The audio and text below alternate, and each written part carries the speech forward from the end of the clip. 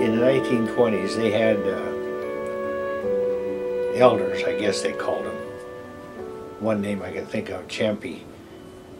Anyway, they met in various lodge halls, and then finally in the middle 20s and later on, they went to what they call the Lundstrom House. Our first place of meeting that I recall was in our own home on the north end of town, 17th and E Street. There was no blacktop road or anything up there in those days, but that was our first place of meeting. I can remember Brother Koch, who was a German brother who was a public accountant. He used to conduct the Watchtower study and the meetings. And that's the time there were still 5 of us younger ones at home. My sister Alice and Eva and my sister Frances and my younger brother Elwood and I were still at home. And look at all the responsibility those sisters had with their children, because they had big families in those days. And 8, 9 kids.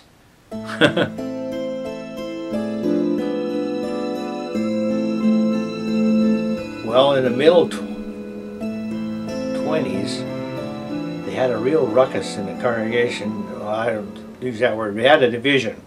And the elders of that time, the leaders, didn't want to do the work. The door-to-door. They liked to get up and give talks, Uncle David said. But they would not. And they actually got a meeting together and they all voted to leave and disassociate themselves from the Watchtower. And kind of sheepishly, my grandmother and Sister Lamson, they weren't too energetic about going and leaving. They had reservations, but they did anyway. So the congregation went into kind of a limbo there until about 1930, when Sister Lamson and her family, children, and my grandmother, Eunice, they said, we don't want to, we want to get back. So they wrote the society. Time passed a little bit, and we later had meetings at the Lamson residence for a while. And that was the time some of them were living up in the Menashtash Canyon. If you can imagine going to meetings up there, it was very difficult. The first meeting I ever attended was in the KP Hall above the cafe down there, the Palace Cafe. There was a lodge hall up there, and we met up there. That was the first time I ever went to a meeting. But then our first Kingdom Hall was on 400 block on North Main Street. At that time there was a barber shop right next door, and we had this little storefront Kingdom Hall, which was about 11.5 feet wide and about 30 feet long. And Brother Lamson, John, and I constructed some homemade benches for the seats. We had a hard time coming up to one that was comfortable. We had about 3 or 4 models before we got through. It was the nature of the room was so narrow that and the bathroom was down at the end. Well, that was right where the stage was. And the brother had to get up on the stage. Well, there was the bathroom door. And of course the friends, you know, they tried to be discreet about it, but what are you going to do with a little kid crying and Our heating equipment was rather primitive. We had a wood stove, which we would have to get down there ahead of time before the meeting come, or it wouldn't be warm in there at all. Of course, it wasn't very comfortable at any time in that Kingdom Hall, but that was our Kingdom Hall and our situation. And so then in 1950, the brothers started thinking, we got to have a Kingdom Hall. And so my dad and then Joel donated each a lot to where the old Kingdom Hall is now at 11th and Maple. And so that's the first Kingdom Hall that belonged to the local congregation. That was the one we built, but we didn't have a surveyor up there to determine where the street line was. So we actually had built the Kingdom Hall front out into the street. One Saturday I was walking down the alley, because I lived in that neighborhood, and I was walking down the alley and I seen all these brothers over there working. And so I got hooked. I just started hanging around with them.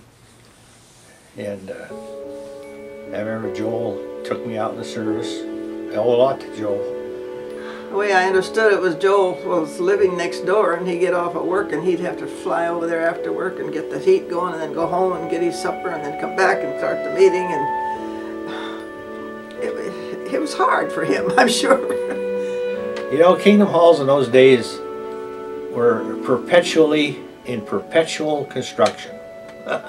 They'd get the building framed up, a roof on it, windows in it, and this and that. That's good enough for now. Let's get in there, and that's what we did.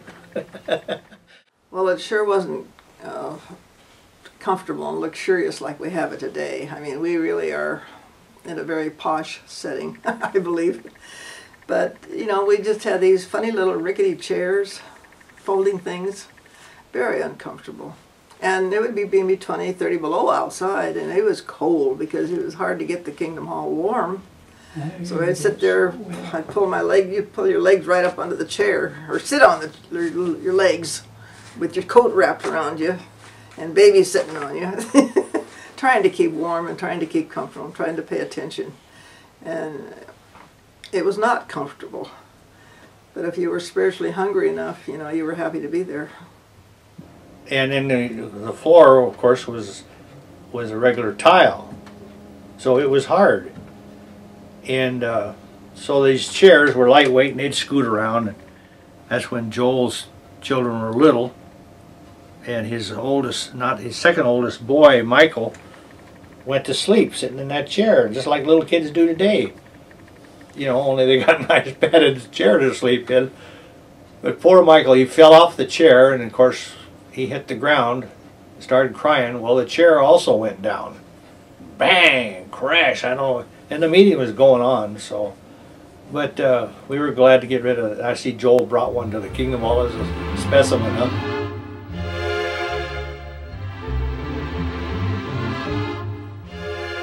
Yeah, it was, you know, you really had to be spiritually hungry, I thought.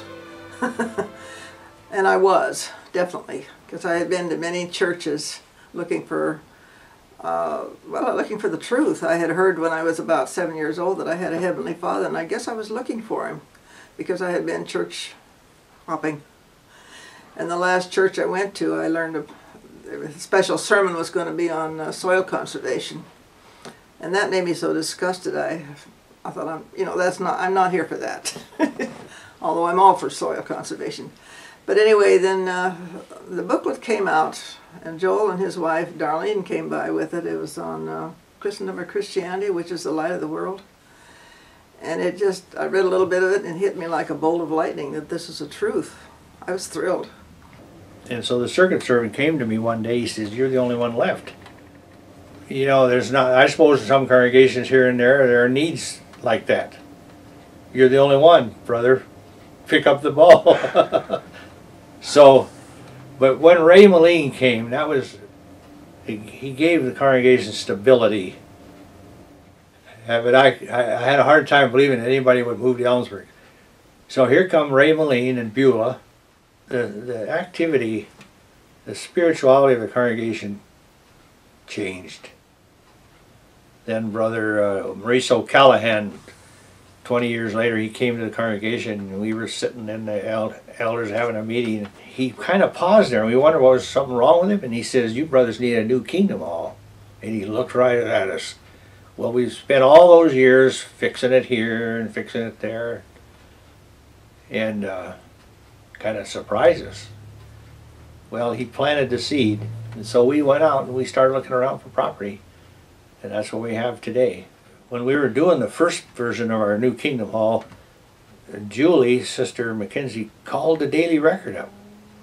They said, "You ought to get up here and see this." And we had 300 brothers and sisters there erecting this building. And the city, the Ellensburg Daily Record, they didn't know. So they sent a guy up, and he walked around, looked impressed, you know. And then the next day, or they had the headlines under the picture, you know, it says, "Adventists build a new hall." So that cooked my goose as far as reporters are concerned. One of the things that stick in my mind, something that's noteworthy, is the presence of the Spanish people. The only exposure that we had to the Spanish-speaking people who couldn't speak English was every fall we would go out in the service in the Badger Pocket and all around, and we'd find the sheep herders. And they weren't Mexican, they were from Spain. Because the Spanish would probably maybe come up and work, but they'd always go back down to Yakima, and that's where but they had no roots in Ellensburg until lately, you know. And now we have a Spanish congregation here. Well, didn't they tell us just recently in the new system of things, we'll take our personality with us, and it needs to be the new personality, not the old one. Well, I look back on that, I see, man, the Lord was with us on that stuff, because it really gets intense. Well, that New Kingdom book we have, the purple one, which I read over and over and over, they say in there that Jehovah's organization doesn't go from bad to good, but it goes from good to better.